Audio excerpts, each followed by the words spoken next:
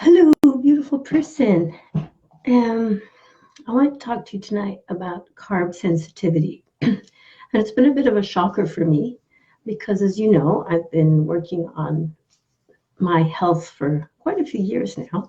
And I've been, last couple of years, just over a year actually, about a year and a half, I've been doing low carb, high fat, moderate protein program. And it had been working really well for me. And then last few months, not so much. And it's become very frustrating because, I would, really try and keep my carbs low and so on. And then I would measure my blood ketones and they would, I always forget to turn that up. And then I would measure my blood ketones and they would be way too low than what you would expect, and da da da, back and forth, back and forth. And then today, my nutritionist, who I think totally walks on water, by the way, she's done wonders for me, quite aside from the question of my ketones levels and so on, but just in terms of the autoimmune disease that I have, she's made my life so much better. But she suggested today that maybe I have a carbohydrate sensitivity, which is something I'd never heard of. So I went and looked it up because you know how I like to do research. Hey, Camille. And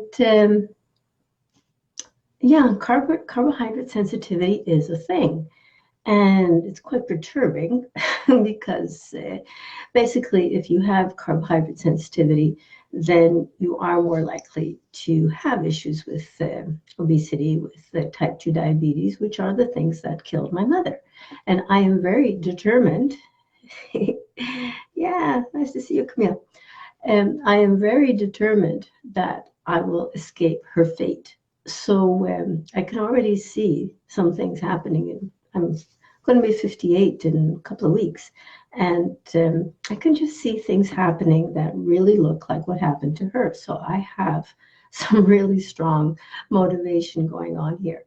So yeah, so I just wanted to talk with you a little bit about carbohydrate sensitivity, because if you have carbohydrate sensitivity, just like I appear to, hi Brenda, then you really need to pay attention to it because, like I said, my mother died at the age of 69 from complications from type 2 diabetes, and I am determined that's not going to happen to me, and I would like it to not happen to you. So what is it with carbohydrate sensitivity? It is basically, it's this form of intolerance to carbohydrates, basically just like with insulin sensitivity. You just, your body at some point just cannot handle large amounts of carbs. Now, I happen to love bread and all those things, but yeah, I haven't eaten those in a while, but all I did was have, a really small amount of gluten-free pasta. You'd think, that's something that could fit into a healthy diet. But then I measured my ketones and they were like 0.4. It was like, this is not what it should be given everything else that I've been doing. So if you have carbohydrate sensitivity, you really need to lower your carbs and not go no carb. No carb is not healthy. That's not what we're talking about. But to cut out the processed stuff, cut out all the sugars and so on. And, it can be really hard. We just went through the holiday seasons. There was sugar everywhere. Yeah, the excuses are over now. So if you want to learn more about how to tackle all these issues, to make sure that we have a long and healthy life, like my motto right now is compressed morbidity. I want to be really old and have a really short period of being sick before I die, which is not what happened to my mother, I should add. She was sick for a long time. And just her quality of life just went down the tubes.